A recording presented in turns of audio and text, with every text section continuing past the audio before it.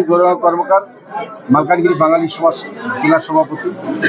আজি আমি 25 নম্বর স্কুল খেল পড়িয়ারে গোটে সমবেদনা জ্ঞাপন এবং অনুদান বিতरण সভা গোটে করিଥିଲୁ।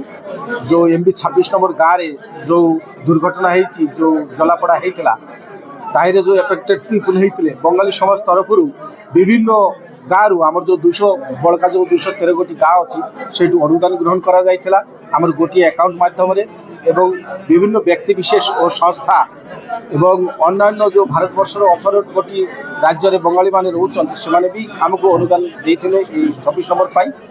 ତାକୁ ଆକଳନ କରିକି 1,08,50,000 ଟଙ୍କା टोटाल कलेक्शन ହେଇଛି।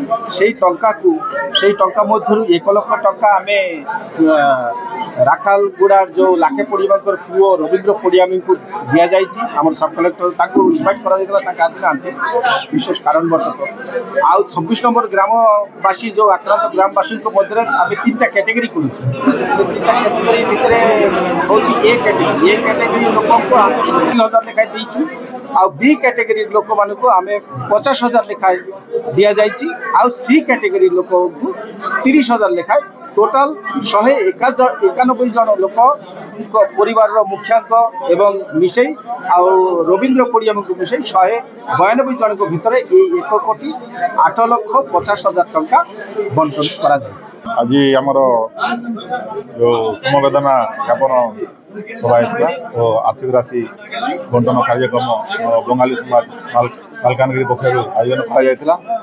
ଆଉ ପ୍ରାୟ ସବୁ ଗାଁରୁ ଆସିଥିଲେ। ଆଉ ଯେଉଁ ଆମର MB 26ରେ ଯେଉଁ ଇନ୍ସିଡେଣ୍ଟ ହେଇଥିଲା ତାଙ୍କୁ ଆମର ସମାଜ ତରଫରୁ ସେମାନେ 1,08,50,000 ଟଙ୍କା ରାଶି ବଣ୍ଟନ କରିବା କାର୍ଯ୍ୟକ୍ରମ ହେଇଥିଲା।